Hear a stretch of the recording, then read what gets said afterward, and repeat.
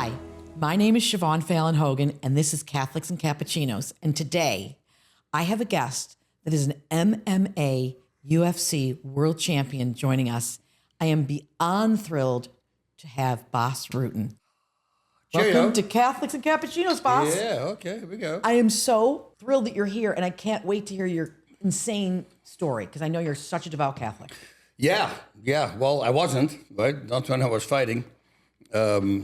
Steered away from the faith when we were 12. I think my parents didn't go to church anymore. And then, I kind of lost it. And then, of course, becoming a world champion, all that stuff, that doesn't help in your behavior, right? So I was quite a wild guy. You're from Holland, correct? From Holland, yeah. We moved here in 1997 for the UFC because I was fighting in Japan and I was beating UFC champions over there. So then the matchmaker came over and he said, hey, you want to come to the UFC? So in 97 we moved, 98 I had my first fight, and 99 I won And you were the title. 12 years old when you left the faith. 12 years old, yeah. Did your parents stop going to church? Yeah. I think something was going on with my we had an aunt and her sister, my mom's sister, and she didn't, they wouldn't give an annulment for their, and I think that got her angry or something, and that's why. And did you miss it? Do you remember, like, as a child? Thinking, No, I had ADHD. I mean, I don't miss that. I can't sit still. I mean, my poor mother. So no, trust me on that. And how many brothers and sisters? One older brother. And so you were a scrappy kid, and you were picked on. Is that right? I've read all about you, by the way. Yeah, I had a horrible skin disease. So I was the leper in school. That's what they called me. So needless to say, after years and years, you get angry. And then I saw a Bruce Lee movie, and I go, hey, wait a minute. If I'm like that guy, and I was always a good athlete, I could take care of the bullies. And within a year, I knocked the first bully out. At what age was that? 13. 13 years old. And then, but then of course, the police showed up because his nose was broke. Normally that wouldn't happen. So my parents took me off. They thought it was violence. And then when I was 18, 19, I left. I started kickboxing right away, competing right away. And then at 28, as a late age, in 93, the new sport MMA came out. Free fighting is what they called it in the beginning. And it was in Japan. That was 2 months before the UFC. I started fighting in September 93. So you're a kid from Holland, and you're over in Japan. Are you married at this point to Karen? No. But she was with me since 92. So we're like 34 years together. I'm 34 years with my husband. Isn't that crazy? That's crazy. So, but you met her. She's also Dutch, correct? She's also Dutch, yes. And you have 2 daughters. Yes, 2 daughters. I have another daughter in Holland, Rachelle, and a grandson, 10-year-old grandson. It was from my prior marriage I had before. That was just 2 years. Then I realized it's not working. So yeah, well, that, yeah. Sometimes that happens. Yeah. And so you go over, you're how old when you go to Japan? 28, and I never been on a plane. So for me, it was insane. It was coming there and see suddenly all these big buildings. We're from Holland, Europe. I mean, we drive to Paris in 4 hours. We're in Paris, right? I mean, now from LA, I always laugh. That's the trip to Vegas. I say I will be in Paris if I would do that in Holland. But that was a wake-up call. That was like everything was big and gigantic. And then the first fight, and I didn't know the rules, and it was... didn't know what to do. And then I found out there was no weigh-ins. There's always a weigh-in the day before. And then I go, what, did we talk about a weight? And then I found out on the day of the fight, this tall guy walks up to me. And he said, hey, very nice meeting you. I go, oh, you're the promoter. He goes, no, I'm fighting you. I go, what's your weight? And he was like 33 pounds heavier. And I go, 33 pounds heavier. So then the promoter walked up. I said, you're the promoter? Yeah. I said, is he not too heavy? He goes, no, there's no weight classes. Everybody fights everybody. I go, okay. So I just acted like I was okay with it. And then I said, okay, before you leave, how many rounds are we fighting? He goes, 1. I go, great. How many minutes? And he goes, 30. No. 30-minute round. So now I'm facing a guy, 30-minute round, 33 pounds heavier, but it went really well. I put him, it was sad because I put him in the hospital. Oh, dear. 43 seconds, yeah. But that was overnight. It was overnight. I was walking on the street and people started bowing to me. It was so wild. So overnight, you're this huge champ. Yeah, and because I just people started bowing, like 1 in every 15 people, they start bowing to me, and I go, what's going on? And I saw a newspaper stand with me hanging in the splits in the air, which I don't remember. I remember the entire fight and exactly what happened, but I didn't remember. Apparently, I was so happy I jumped to all corners in the splits. Well, Bas, I have to tell you, from doing these podcasts, I was telling your wife, Karen, when you guys came in, that it's weird because you find out, it's like I'm stalking, like I know so much about you, and I've seen this picture of you midair. And I've watched some of your fights. It's incredible. Yeah. You're incredible. I have to tell you, my great uncle, Packy McFarland, was a famous welterweight, and only he lost like maybe 15 fights out of 103. Jeez. Yeah. So I have great respect for what you do, because as a kid, we were always told about our Uncle Packy. But as a Catholic, I'm fascinated to know, I know it's a sport, but was there ever guilt like, oh, I'm hurting someone, or no? I had one instance. I pick up things fast, and I saw a day before, we saw a highlight of our show that was going to happen the next day. And I was very green. So I was a great striker, but I didn't have any ground experience, like no judo, no jiu-jitsu. I didn't have that, and no wrestling. So after 2 knockouts, of course, they started to take me down right away because they didn't want to stand with me. And I saw this move on a screen, and I go, oh, that's a cool move. That was a leg lock. And then the next day, I'm in the fight, and I'm in that position. I go, might as well try it. So I tried it, but since I never did it before, I had no idea how much pressure I put on him. I broke his shin bone in half. Oh. Yeah, so I felt really bad about that one. But I simply never did it before. I just grabbed it and I fell back, not realizing that I would just blow his knee out. And, well, the knee normally blows out, but his shin bone was weaker than the knee, I guess. Right. That's why the shin bone broke. So you're how old at this point when you're in Japan? 28. 28. Yeah. Now, you, at this point, you're not, I guess we call them fallen away Catholics. Oh, completely, yeah. You're completely fallen away. And when did you have this reconversion? It started all with getting attacked physically by a spirit in our home. That happened like 4 or 5 times. I think 4, but in my head, because it was so freaky, I think it's more often. And it would just pin me down in my bed. And my friends go, I go, sleep paralysis. I said, no, I can't move everything. There's something sitting on my chest, and I could move my arms, but I couldn't move, almost like I was stopped here. And I put my leg out of the bed, tried to pull myself out, but the pressure was so immense on my chest that it stops you from breathing, right? Because if your chest can't expand, you can't breathe. Yeah. So then the way to get out was like get calm first and bull up a lot of craziness, and then I would explode and then scream, and I would wake up the house even because... So it was like a demon? It was a demon, yeah. It was really scary. I saw a curtain flying in the doorpost that hang in the doorpost instead of a door. I came home, I thought somebody was in the house, so I tried to trick him, and suddenly I run through that room, and the curtain flies up against the ceiling, so I kept running. And there was nobody in the house. Like my kids saw her walk. It was a woman. We found out later. How old were your kids when it started? Young, because this is all from 2000 till 2004, 5, something like that. You must have been scared all the time, like the demon's going to come back. Yeah, I eventually I challenged it. I just went to that place where the curtain flew up. It was always cold in that room. And I just went to town on him. I said, hey, listen, if you want to do it, if you're really that tough, don't wait till I'm asleep. Let's do this now. While I'm awake, make it physical or make it mental, whatever it is, but don't wait till I'm asleep. I thought he was just such a tough guy. I thought it was the devil. Yeah.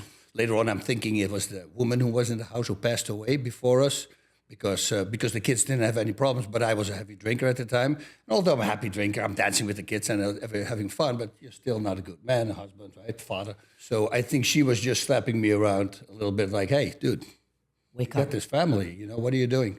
And then in 2006, I took another fight after 7 years of not competing. And my wife goes, you're crazy. I go, no, because if I take it, I can't drink. I have to stop drinking. So I took the fight. That went well. Won that in the first round as well. But that was the end of my career. All the injuries came back. But at least it made me stop from drinking. And then in 2014, we were on the movie set with Kevin James. So you did Here Comes the Boom. I did that with him first, and then after we did Mall Cup 2. Yes. Kevin's been on the podcast. He's the best. Yeah, he's the best. I saw the So podcast. you became, were you friends before the movies? Or? Yeah, 97. We met right away. But within 3 months when I came to America, I know him. Really? Yeah, because he wanted to trade with me. He used to watch my fights together with Joe Rogan, apparently, and his brother from Japan. They pay-per-viewed it over. And then when he found out I was there, that was the first season of King of Queens. Yes. Then he said, hey, his management called if I wanted to train him, and we just became friends immediately because he got the same crazy humor. The humor, and he's a very devout Catholic. And yes. You start questioning. No, and I think he tried, but I wasn't really interested in God or in Jesus, and then one day Leo Severino, his friend, Father Wibbeke's student, he was going to do a talk about how the world came together. And I said, do you want? And if he would have said Jesus or God, I would have said, you know what, I'm in my room, I'll see you in an hour. But he didn't say that. He said, you can smoke a cigar, you can drink a Coke, sitting outside in the cabana with an AC, why not? So, and then Leo started talking. And that was it. After that talk, it was it was full on in. And another thing that I have to say really fast is like whenever I had a lot of medication when I was a kid, took a lot of medication, so I don't remember a lot. One pill, if you found out what it was, they took it out. But I have almost a blank slate of my childhood, maybe also because of the bullying, I don't know. But one instant, which is very vivid to me, is me staring outside the window looking at a tree. That was my thing. And then I heard everybody try to get a hold of me. Finally, the teacher gets angry. What are you doing? I'm looking at the tree. What about the tree? How did it get here? He says, well, they planted it there. I go, yeah, that's not what I mean. I said, well, you go to the tree before and the tree before. You start out, go all the way back. Where do trees come from? It was really weird. And I don't know why I would think that. And you're thinking, in other words, what's the beginning of time? What started all of it? What started it all? And was that what Leo's talk was about? And then Leo starts answering that question 40 years later. Really? Yeah, he says the leaf fell from the tree. First thing he says that leaf just reached its end destination. Let's go backtrack that leaf. And he goes to the tree, to the branch, and then he goes to the tree before, and then he starts putting everything in there, like in the world, the things that we have, and the way he did that. I always say we had like 5 guys who were not in the faith and were sitting there. Everybody's in the faith now. Really? Yeah, that was the talk. I mean, they should tell this story at schools. And it's 40 minutes, and that's it. I mean, Leo's going to go straight to heaven. He's responsible for... Yeah, he put a lot of crazy people in. That's amazing. It's so awesome. Yeah. Well, we need crazy people. So were you all in after that? Were you like, I'm all in? All in. Really? Yeah. Now I started attacking like with my fighting. My fighting, I lost a few fights by submission. Didn't want that anymore. Went full into submissions. Never lost a fight anymore. Didn't lose my last 22 fights. When you're committed, you're committed. I'm crazy with that. That's my ADHD, I think. Once I lock in, it's in. And that was it. Start losing a lot of fans. Now, when you went home told Karen, are you like... No, she thought I was making fun of her with pictures with priests. She thought because it was around, maybe it was people were dressing up. She thought literally it was fake that I was making pictures with Father Ripperger and all these people. I said, oh, look at this, we got this guy. But then she saw me coming back, and I just started getting really interested. Did you feel like your life started to change for the better when that happened? Well, no, not in the beginning. It's I lost a lot. I had a TV show for 9 years. That got canceled 3 weeks after I announced that I was Catholic. What TV show was that? It was Inside MMA. It was a weekly show on Access TV. Inside MMA. So after you announced you were Catholic, they got rid of you because they looked down on that? No, I think it was just that there was the evil one is going. Yes. I had another a job I did for 7 years, commentating job, 10 shows a year. That was gone. They suddenly picked somebody else. I had this big business deal that went down. Everything started going down. Lost 175,000 followers on Facebook immediately. Then on Instagram, I mean, a lot started going down. And then Kevin told me, start doing the Daily Rosary. Oh. And that's when I started in May 2015. And I never missed one. So 11 years ago. Yep. And that's everything started to change again. So do you still say the Rosary daily? Oh, yeah, I never missed one. That's awesome. Yeah. No, I have a friend who's a rugby player, and he struggled with alcohol, and he now has one of those cold plunge tubs. And he can stay in there as long as he's got the rosary, he can stay in there for 45 minutes. What temperature? Bitter freezing ice. Oh, and the kids, gosh. He coaches a rugby team at CBA. His name's Brian Sheehy. He's an unbelievable guy. And the kids will come to watch him because they can only get in for like a second and get out. Yeah. But it's amazing the power of the rosary. Oh, it's everything. The first 2 times it was so wild because I had my eyes closed. I was sitting outside in my backyard in California was that.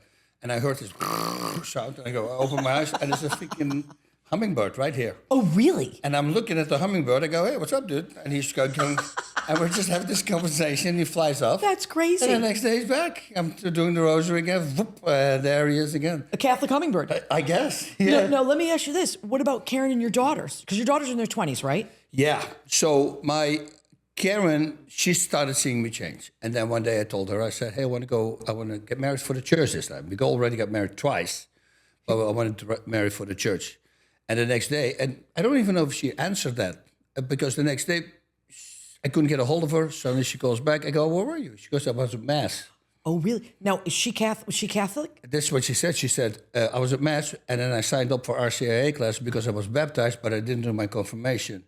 And I go, what the heck? For me, I needed all that talking and all the things, the experience that I had for her. She just saw me change. Yeah. And she saw me change for the better. And she says, okay, I like this guy. He's back. So she stuck with you through thick and through thin. Yeah, amazing. I mean, I was really a loose cannon. Yeah. Well, listen, it's like St. Monica with St. Augustine, right? Like yeah, she prayed. She was like, "What's happening with this guy?" yeah. I mean, I love St. Monica for that because I have 3 kids. You know, everybody goes through their bumps, and I'm like no calm person. But so in Holland, is there a big Catholic community or no? No, when I go, it's very sad. Like we have 30 people in church on Sunday, I think, where I go. Yeah. If I go. So, and I talked to a priest, he did 1 confession in a year. Really? Yeah. So it's really, it starts picking up though. I hear from people, I'm getting a lot of emails from people who watch my conversion story and they go, I'm back in the faith. And well, you're a great role model. It's good. Yeah, I love it because it really fixed me. You know, I was, like I always say, I couldn't fill the hole. I wasn't happy. I wasn't satisfied. Something was wrong. Yeah. And I did it with alcohol and drugs. And then I found out if you stop all that, that's actually the medication for it. And, and suddenly everything became really well. Really good. Now you're in Texas now. Yeah. There's a huge Catholic community down there, right? Oh, it's great. Our churches are packed. Yeah. And how did you decide to move there? You know, we needed to get out California with the Texas, with my company, with all the craziness that was going on. I go, you know what? My wife actually has been saying that for years. It's gonna go wrong, you know. It's and then eventually she just put her foot out. She says, "Hey, next week I'm going to San Antonio. My buddy lives there with his wife, and he had a home in the back." She says, "I can stay there for 10 days. I'm gonna look for a house. If you want to join." I love it there. And so I jumped. I bought a ticket too. You're like, she stuck with me through thick and thin. Now so she became a Catholic through the RCIA as well. Yeah. That's so great. And are your daughters Catholic? Our oldest one is, and our youngest one is. It's starting now. It's you know, I don't want to force it upon him. No.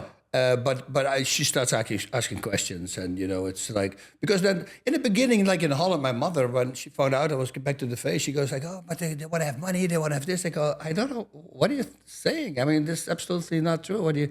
There was just you know, whatever people say they believe, right? You'll see this now in the world as well. Of what they see, edited videos, it's all real." And they just make up their mind. It's their pride I always talk about in my talks. It's assuming is pride, assuming that you know the answer to what's going on. And you talked about the priest only doing 1 confession. Do you go to confession a lot? Not a lot. I go like every 2 months. Well, that's a lot. Yeah, but not like, and I just started picking that up. The last one I did on a retreat that I was there because, you know, sometimes it slips out. On one side, I'm always thinking, this is my way of thinking, right? And it's maybe an excuse to get out of not doing it so much. But I'm always thinking, if I make it a regular thing, it's like the first time you act, it's just super nervous, right? And then you do it 20 times, and it's like, whatever it is. You know, it's the same with confession. I think that if I go once every 2 or 3 months, I have way more on my heart. It's way harder for me to say it. So my excuse is like, if I do this every week, it becomes too normal to me. You see, I'm trying to find ways. That's how weak-minded I work. Believe me, I get it. Yeah. Plus, I'm always afraid that my voice is so loud that someone's going to hear me outside the confessional. Yeah. And then like, listen, I want the priest to know, but I don't want you to know. Yeah. No, but you do feel so great afterwards, don't you? Oh, it was the best, because my first confession was 2 hours and 20 minutes.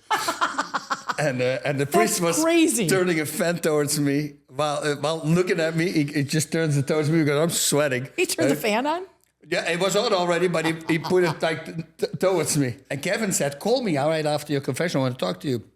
So when I went in, it was like blue skies, not a cloud in the sky. When I came out, it was raining. I go, "Dude, I'm feeling so good." Lift this weight off my shoulders, and guess this? Hey, it's raining. He's washing away my sins, brother. He goes, no. I go, "What?" He says, "You made God cry, dude." 2 hours and 20 minutes. 2 hours. That's amazing. Yeah, I had 15 or 14 pages of Word document typed out. You actually typed it and brought it in? Oh, and like point one. I had a system. I give him a light one, a little heavy one, boom, super heavy one, pull back to a super light one, you know. Like a big punch and then a light punch and then a kick in the head. It was a script. No, that's so, and I can't imagine Kevin, like, he's so devout, but he must have thought it was so funny too. It's great to have you back. Oh, he's so happy. I just recently sent him a text again. Just thank you, brother. My life is so good right now. You're the man. Oh, you know, I always say, somebody who can get somebody back in, you're one step closer to heaven, or you have an extra. You're like, hey, there's an extra door for you. Now wait, when I see when you're talking of tattoos, what are those? Oh, well, this one I put on is Qi or Qi in China. They use the same kanji. It means life force. And when I put this on, I never lost a fight anymore. So I go, it works. Let's give myself a long life. This is Xiao. It's a very old Chinese symbol. Not a lot of people recognize it. I did one time I did some Tai Chi with some older people from China in the mountains with us. And that was the first woman. She goes, oh, Xiao. I go, oh, you recognize this? She goes, yeah, very old symbol. He says, a long life. I go, yeah, that's what I want, a long life. So That's amazing. Yeah. Now, you're in great shape. You still work out all the time? I do. I don't want to, but I do. That's another thing of the Catholic faith, right? It's you learn to do things that you don't want to do. You learn to be a man, become a man. Yes. Because in the beginning, I always thought that, doing everything, the drugs, the alcohol, I was insane. That was the freedom, but the freedom is really being in control of all that. To be able to say after one or two drinks, you know what, that's okay for me, I got to drive. That is a real man who has everything under control. And once I realized that's what I'm speaking about. All the things that I'm talking about at my talks, it's like how I fixed myself. It's literally it. How I think my warped mind thinks. But it's really helping me, and a lot of people, they're loving it. So. Am I right that you're saying that when you simplify things, that's it, and you almost train yourself as a Catholic? Yeah. Like practice your faith. That's it. Every morning, every first hour of the morning is God. Yeah. And then there's all the prayers I do. The Angelus, I do 3 times a day, and I do the Divine Mercies there, the rosaries every day. Yes. There. The Lady Fatima prayer I do. Examination of conscience I do even every night with a whole bunch of prayers afterwards. For if something happens at night, at least they're going to take a look at me and can go to purgatory. Yeah. You talk about becoming a man. Someone just told me about a school, and I got to get the name of it. Actually, the same guy, Brian Sheehy, the coach from this local CBA, our school. There's a Catholic school in Scranton, Pennsylvania, and I can't believe I don't know the name of it, but I'm going to get it. 60 boys, and they don't let them have phones. And everybody has to play soccer in the fall. Yep. Everybody has to play rugby in the spring. Everyone has to play an instrument. There's only 60 kids. Yep. So they come to our school here that's got, hundreds of kids with a rugby team with, I don't know how big the bench is, 4 strings, and they slaughtered them. Oh, yeah, of course. Because the phones are gone. Yep. I mean, these young boys, you're such a role model to say, train yourself as an athlete, train yourself as a Catholic. If you think about young boys, the average 17-year-old, 91% of his free time is on the phone. So if you have a goal in life, let's say goodbye to that goal. It's not going to work anymore. And we're not saying, we just use one of the cardinal virtues, temperance. You do that, you say, yeah, you scroll, but why don't you do 2 times a day and half an hour? Because after the scrolling, well, my scrolling is also different. I'm not a lot on it, but I only have good stuff on mine. I have everything I filter out, so it's only stuff that will help me to go in life. But still then, you're it's a temptation. It's really, but I travel. I go like, man, I'm busy, like an hour on this freaking thing. I got to turn it away, Right. Let's do some prayers or something. Lead us not into temptation. And I imagine also with your popularity, your ego could be filled. You see all the people following you. Yeah. It's crazy. I always think of my father. My father died in 2008. If he was here, he'd be like, what is going on? Yeah, no, it's in the same world. It really is. Everybody wants to be liked. Nobody can say anything anymore. They're so hurt so fast. They're weak. That's what I want to change with these talks. Because if I could fix myself, like I said, I was insane. I'm pretty sure it's going to help with you as well. Like I was insane. Where do you go and talk? All over. All over, yeah. I did that talk. We met in Napa. We met in Napa, what they're doing. Tim Bush, he's doing a great job out there, bringing up people together. Yep.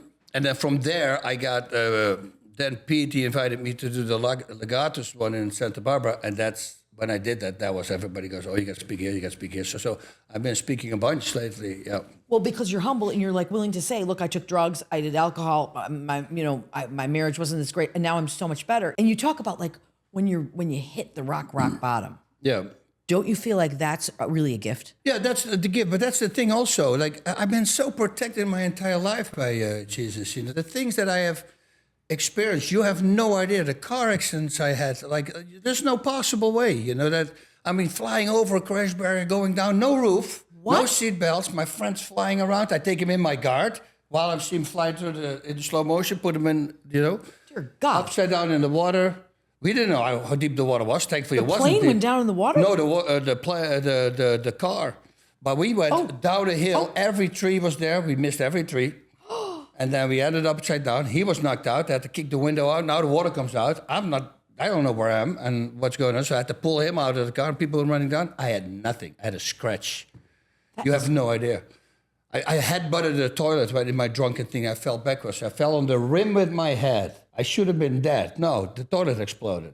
How is that even possible? I fell out of a tree when I was a kid. And I'm talking 20-foot tree. I was a really good tree climber. I was in the forest 4 hours a day because that was my thing. Bullies couldn't touch me there. I could swing treetop to treetop. All the way down, fell. Tuk, tuk, tuk, tuk, tuk, tuk, tuk. And the last branch was this thick branch. I fell up with my butt. And I literally landed like this on the ground. No way. Nothing. And I'm looking up, and that whole branch is broke because it broke my fall while it was breaking at the perfect moment that it just made me land on my feet like I just hopped up like this. It was the most insane thing. Well, and now I start thinking back about that. I go like, wow, he was always watching over me. You were protected. Yeah. I mean, you were bullied like crazy as a kid because you're skin disease. Yep. Then you're a champion, but you have accidents. And didn't you have a bad neck injury? Yeah, but that's TV. It was from a fight scene in a TV show. I dropped upside down on my head and crunched my nerves, and then I lost a lot of nerve action, so to say. My arm, lost my arm, my shoulder. But that was in 2012, I think. So I'm literally this week I'm saying like, man, I'm getting stronger. And that's over 14 years. Now it's finally start doing something. I don't know what, but hopefully it keeps going. But I got my hand back. I couldn't use my hand for a year. So you trained Kevin, and so was he the first one that that gave you a role on TV? Yeah, I believe so. A small part of the King of Queens, and then with my crazy self-defense thing, dang, dang, bong, bong, that crazy video that's out there, that gave me a lot of jobs. I got my first leading role in The Eliminator, so you know exactly what kind of movie that is. But it was a lot of fun. It was in Florida. We had a lot of fun, and that started. And then I started doing a short comedy. That short comedy won first prize at some New York festival. Oh, that's awesome. And that helped Kevin to tell Sony, because they didn't want me, of course, because of, I was an actor. I was not an actor. But you're a natural. But then he showed that video to them, and he says, okay. And do you love it? Oh, yeah. No, it's a lot of fun. I never been pursuing. But again, this is another thing. I think that God literally stopped me from that, from pursuing it somehow, because I was insane. And I think at that time, it would have been really bad for me if something great would have happened. I don't know if I could have dealt with it. Yeah, I mean, I always tell my kids, like, it's on God's time. It's not on your time. Because you'll think, why isn't this happening now? And you think, I couldn't have handled that. Yeah. That fame and that. Yep. I remember the very first movie I did was Forrest Gump. And I was going down the red carpet. I mean, it's only the bus driver. I'm going down the red carpet, and this guy's like, "Please hold, please hold, please hold." And I was like, "Look at me, look at me." And he goes, "Go ahead. I'm just getting my camera ready." And I was like, "Wah wah wah." You know, but you can start to think that you're somebody. Yeah. Yeah, no, it is. And plus, it puts me in situations in where there will be alcohol and drugs. Yes. And that's when everything goes down the drain. Our minds just become different. And are you totally sober now? Or can you have I do drink a beer here and there sometimes. Yeah. For me, like last time I drank 4 beers in 5 hours. That was a lot for me. Right. So and that's like once every month or something. Maybe we're all the family and the neighbors are there. But then, like I said, it's over 5 hours. I was like, okay, I shouldn't have done that. I could have stopped at 2, So, but in the past, it was 30. Right, so I drank a lot. You're a big guy. 10 bottles of wine. I mean, it was just, I was a heavy drinker. Well, I'm sure that must make your life so much calmer, and the anxiety that comes along with the alcohol, right? But everything is just speaking, everything, everywhere I was always that, because you're not 100% certain of yourself because you was hangover from the next day. Yes. And now to I got it. Yeah. It's like everything is so on. You're speaking at a big Catholic event this weekend, right? Yeah. And what's that event? Catholics at the Shore. Catholics at the Shore. Yeah, from Chris McMahon. And so when you speak, do you then take questions after? I mean, people must be so enlightened by your... Oh, they come afterwards, yeah. They don't do it at the moment, but then afterwards there's always people coming with a whole bunch of questions. I was speaking at the Young Catholics Professional, the YCP, 2 weeks ago also. And then afterwards took a long time because everybody, Most of the time, the answer is very simple. I say, God is not in the storm, right? God is not what? In the storm. Oh. Non in commotione dominus. I always try to do things in Latin because it gets my attention, and I repeat it in English. Whatever bad thought, whatever is wrong, God is not there with you at that moment. He will be watching. He will see it from the outside, see what you're going to do with it. It could be a test. We don't know. But it's not him. Every bad thought. So I said, whatever you think, like, I should take that burger, that should be a bad thought if you already ate. Because that's not going to be good for you health-wise. If you only focus on yourself. When I stopped drinking, the biggest thing that was for me is when I looked at myself, I'm saying, you're such a selfish guy. Because I put myself and the drugs and the alcohol above the family. And that was it. At that moment I said that, I was like, whoa, dude. And that's like, okay, that's not going to stop. That's got to stop now. And then I stopped, I told to my buddy, I got a buddy over in Italy also, a Canadian guy who lives there, also overweight. I told him the same thing, but not that I said it to myself first. And he got really quiet. I said, you're just a selfish guy, dude.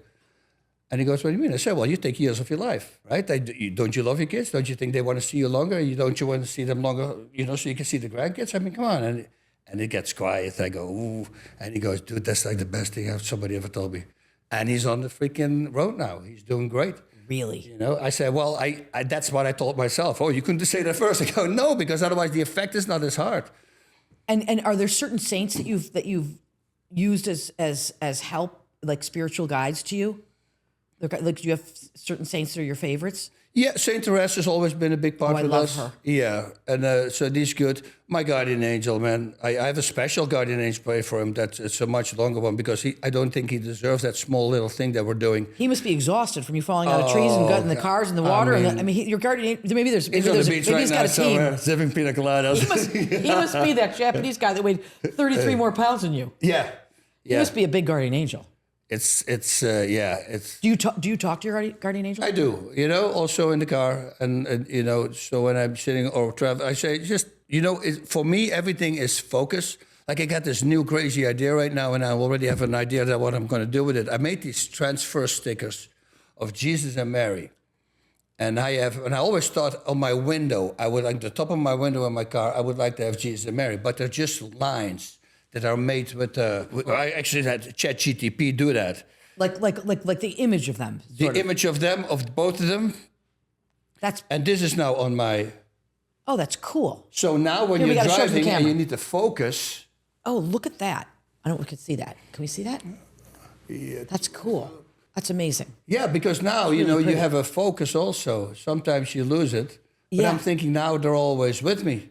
And it helps me. I have pictures for the rosaries, that I, on the mysteries. Every mystery is a different picture, so I can focus because, again, my mind goes all over the place. I'm flying. I get me 6 too. things at the Me same too. time. I'm like, there's buzzing in my head. Oh. But I was going to ask you, too. I know Kevin James loves the Latin Mass. Do you like the Latin Mass? Yes, also. That's the thing. It was because Father Ribbico told me, he said, the devil really hates it when you do things in Latin. He says, when you do a rosary, it's already a shotgun plus you do it in Latin. That's a different animal. Now you're really... So I surprised them because the next retreat we had, I knew the rosary in Latin. They go like, what the heck? So then I start doing a And lot when you also. go on retreat, is it a silent retreat or do they mix it up? No, it's not even silent. It's Father Ribbico there, so we got this... That's great. And of course, Leo. We have Leo as well. We get that great information on just how to better ourselves and make ourselves better. Everybody always goes like, oh, they think that retreats we're sitting still and we're praying all day long. I say, no, not us. We're working on ourselves. Yes. How to fix ourselves. And therefore, once you fix yourself, that's when you can start helping other people. That was the thing that I had with Luke. Matthew 7, right? 3 to 5, the mote from your brother's eye. Why do you try to remove the splinter from your brother's eye while you have a wooden beam in your own eye? Yeah. You hypocrite, get rid of the wooden beam first so you can see clearly, and then you can try to remove the splinter. And I go, I'm a drunk, and I'm telling people how to stop drinking. I go, that's me. That's me right there. That is so funny. Yeah. But it is true. Because we do become so hypocritical, like judging everybody else until we take care of ourselves. That's why you telling the guy you're being selfish, but you saw it in yourself first. That was it. Yeah. And that helped. And what you said is also true. That we pointed at other people, and I have this in my talk. They go like, yeah, but he lied to me. He was angry to me. He was rude to me. He didn't tell the truth, or that's lying. But he was wrong. And I go, so you never did any of those things? And they go like, I go, come on now. Yeah, but his was bigger. I go, whoa. Now we start, right? Now it's like watering down the 10 Commandments. Yeah, but what he stole was way bigger. His lie was way bigger. No, he said, thou shalt not steal, thou shalt not lie. That's not a little thing or a billion. It doesn't matter. Stealing is stealing. Lying is lying. Like, once you start watering that down or saying that, oh, Jesus will understand because we're weak, I say, he doesn't understand. There is a time and space. For him, what he said 2,500 years ago, even if it was a billion years ago, is exactly the same as he's saying right now. He is. Right? That's why they say the truth will set you free. The truth is the truth. Yep. There's no gray area. It's not like what do kids say now? Maybe for thee, but not for me. Yeah. Like everything, you can't make everything relative, right? Yeah. No, it's crazy. Everything should be for him, and if you do that, your life is going to be really good. It's a very simple concept. That's beautiful. Just do that. That's beautiful. Do you have like MMA guys coming to you and saying, "Hey"? Oh yeah. One guy asked me. He says, "Hey, Bas, I'm getting back to the church. Why the Catholic faith and not the Protestant church?" So I gave him the rundown what I think, and I go, "Well, you're a fighter, right? I mean, you want to have tougher things. Right? I mean, I personally, if I kill a person and I jump in my car and I drive away from the crime scene and I say, hey, Lord Jesus, I'm sorry, won't do that anymore. I have faith in you. I'm going to go to heaven. I don't think it works like that. And if you got only one shot to go to heaven, I'd rather take the hard path in where you cannot use the profanity. You get cheat, you can't lie, you get all these things. Just do that. And the only thing you need to do is just become a better person. It's not like it's a hard thing to do. Just be a nice person, a decent person. And then, of course, with the faith, I mean, ask Siri, right? That's what we always say. Who established any faith that you say, but they will never say Jesus, unless you ask who started the Catholic faith. That is Jesus Christ. So our faith has been the same for the last couple of thousand years. And I want to do what he does. And if he says, if you do not eat my flesh, do not drink my blood, you're not going to be in me and I'm not in you. And I go like, he kind of says it. So maybe I should do it. He's very clear. Yeah. And the thing is as you say, here today, gone tomorrow, what if you didn't get out of the car? That's what it. if you did? What if when you fell out of the tree? So we're only here for a short time. You want to make sure you get into the pearly gates, right? And enjoy heaven. Yeah. Plus, I feel like you have a great sense of humor and you have a great attitude because we have hope that there's something waiting for you that's amazing. Yeah. Heaven. Yeah. It's awesome. Well, Bas, I can't thank you enough. I mean, you're a great example. And you know what? You come from a walk of life that people attract to and look up to. So to be a world champion and then to be a world champ Catholic, it's pretty big. High five. It's pretty huge. Yeah. What's that tattoo? Chi. A chi. Life force. Life force. Okay. Boom. Here's to you. Thanks for doing this. I really appreciate it. And this is Catholics and Cappuccinos. And this is the world champ, Bas Rutten. This guy is the real deal, and he is not afraid. Thanks so much. Hi, my name is Siobhan Fallon Hogan, and I've been an actress for 555 years. What do you call these people that do this? Podcasters? Podcasters. You're a podcaster. She finally made it. Catholics and Cappuccinos is a conversational piece between myself and fabulous other Catholics and non-Catholics who are friends of Catholics. But then the second thing is, as soon as I would enter into that silence, my mind kept being pulled towards something oddly spiritual. So an image of the cross, the name Jesus. And I was raised Catholic by my saint of a mother, but fell away. Is your husband Catholic? Is the Pope from Chicago? What I would like people to take away from this show when they watch is the joy of Catholics and the gifts of Catholics, of all the different people that are going to be on. Jonathan Rumi. What do I do? And I looked up and all I could see was the crucifix hanging above my kitchen. And so I just literally dropped to my knees. Kevin James. Because it is every day. It's all about sacrifice, and it's about, you're going to fall, but it's about getting up. Yes, exactly, and having hope. What better way to talk to somebody than with a cup of cappuccino and talking about Catholicism? Catholics and Cappuccinos,